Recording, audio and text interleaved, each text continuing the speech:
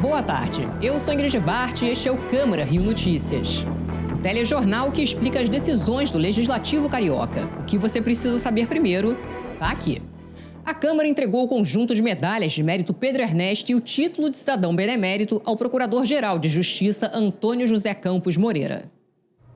Antônio José Campos Moreira é o Procurador-Geral de Justiça para o biênio 2025-2027. Ele ingressou no Ministério Público no estado do Rio de Janeiro no final da década de 80. Já ocupou diversos cargos na Justiça. Teve uma trajetória marcante como chefe de gabinete do então Procurador-Geral de Justiça, Antônio Carlos Biscaia. Se destacou no emblemático estouro da Fortaleza do Castor de Andrade, em Bangu, em 1994. Esteve à frente de processos que marcaram a história judicial do Rio de Janeiro. Condenação da cúpula do Jogo do Bicho e nas investigações das chacinas da Candelária e de Vigário Geral. E também no caso Daniela Pérez, nos anos 90. Ele também teve participação central na condução do processo que resultou na primeira condenação por formação de milícia, envolvendo os irmãos Natalino Guimarães e Jerominho, líderes da milícia Liga da Justiça. Especialista em processo penal, é professor emérito da Fundação Escola Superior do Ministério Público e professor conferencista da Escola de Magistratura do Rio de Janeiro.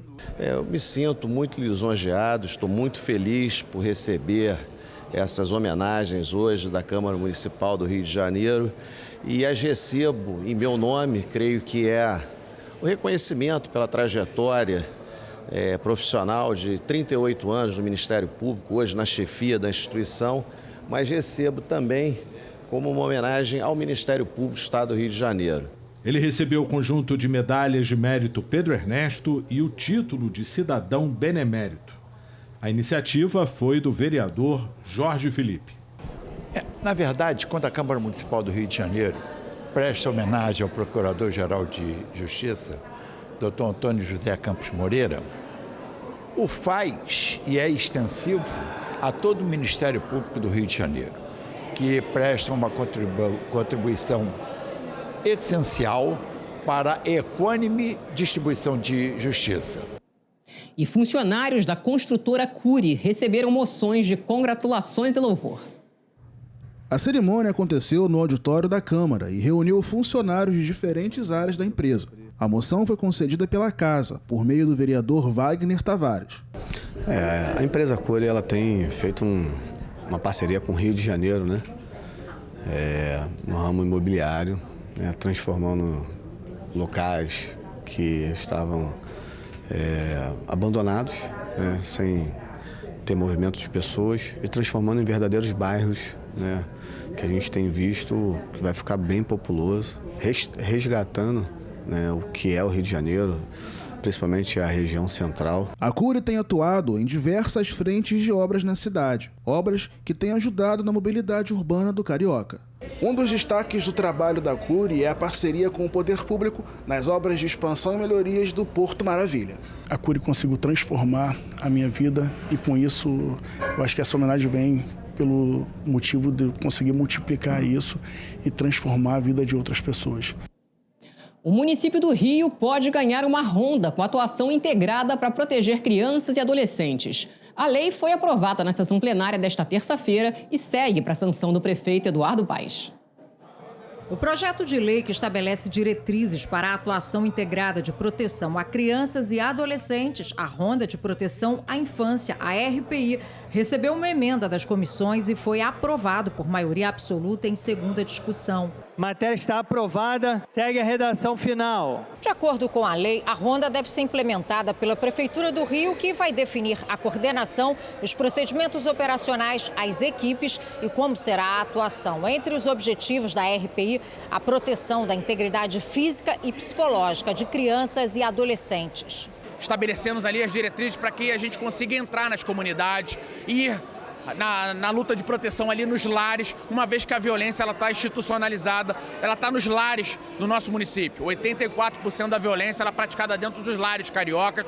E essa Casa Legislativa, agora em 2025, preocupada com nossas crianças, dá uma resposta. Os vereadores também aprovaram 3 projetos de lei que voltarão a ser debatidos no plenário. Entre eles, o que institui o Plano Plurianual do município do Rio de Janeiro para o quadriênio 2026 a 2029. Olha só, o Dia de Conscientização e Diagnóstico Precoce do Mutismo Seletivo foi celebrado na última sexta-feira. E nesta quarta, a Câmara Municipal do Rio recebeu educadores, familiares e profissionais da saúde para uma palestra sobre como tornar a escola um ambiente mais acolhedor para crianças com o transtorno.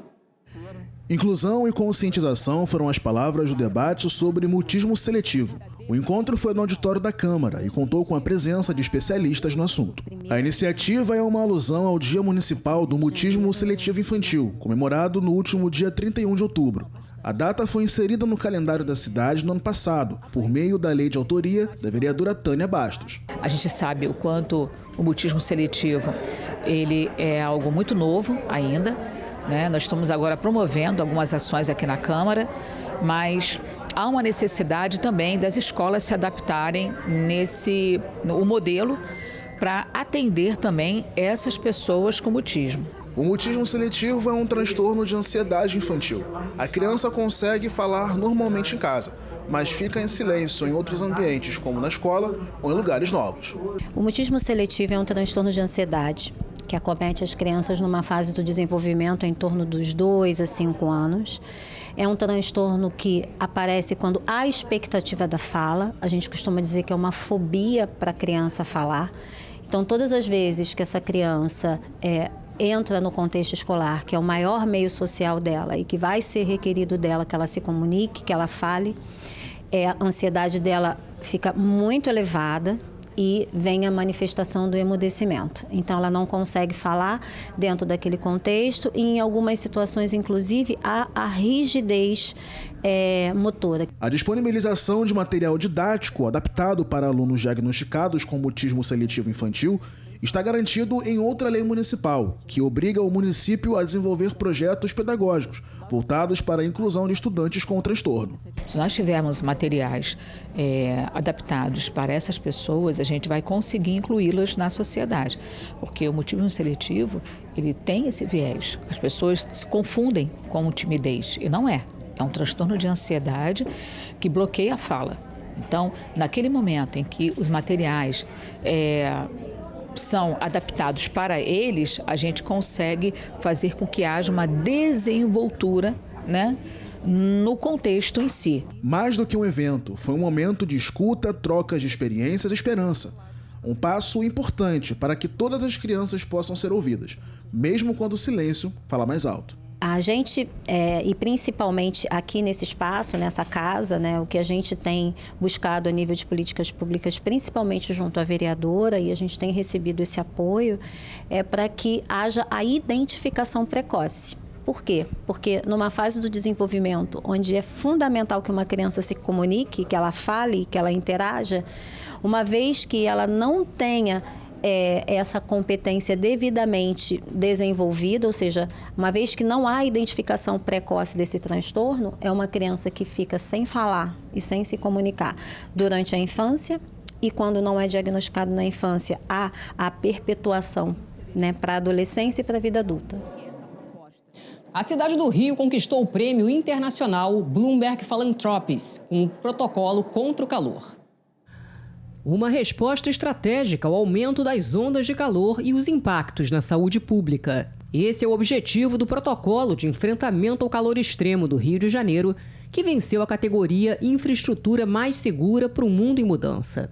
A premiação reconhece políticas locais eficazes para combater as mudanças climáticas. A partir de dados meteorológicos, os órgãos municipais antecipam riscos e acionam medidas preventivas durante as ondas de calor, com estágios de alerta que vão de 1 a 5. Acho que é importante, né, você ver uma medida que eu diria sem custo, relativamente simples, né, que joga com a ciência, que olha experiências internacionais e que pode, de fato, salvar vidas, tornar melhor a qualidade da vida das pessoas na cidade do Rio de Janeiro e em outras cidades. Então acho que é o típica função desse prêmio, né? A gente copiar boas ideias, às vezes ideias simples, baratas e que a gente se pergunta, caramba, por que não colocamos há mais tempo em prática, né? Então eu estou muito feliz. A cerimônia de premiação aconteceu na noite desta terça-feira no Museu de Arte Moderna, durante o Fórum de Líderes Locais da COP30.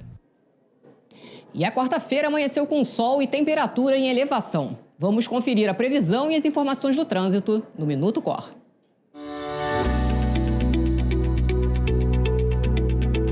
Boa tarde, Rio TV Câmara. Quarta-feira, dia 5 de novembro, está no ar o Minuto Cor de hoje. O calor resolveu aparecer com força nessa quarta e por conta desse tempo bem mais quente nos últimos dias, a cidade chegou ao nível de calor 2, o segundo nível numa escala de 5.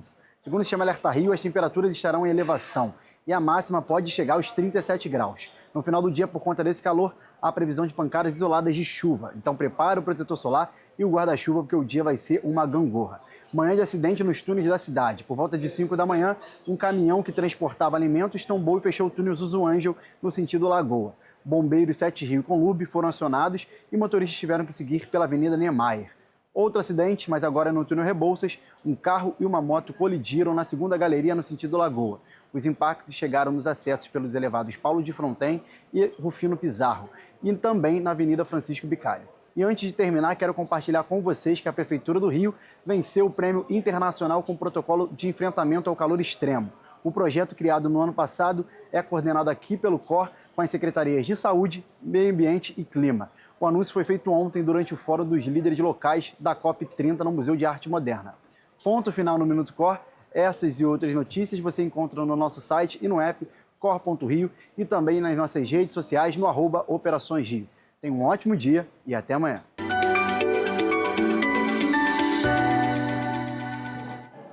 E o Terminal Gentileza recebe nesta quarta-feira a primeira edição do Rio de Oportunidades, que oferece mais de 7 mil vagas de trabalho, viu?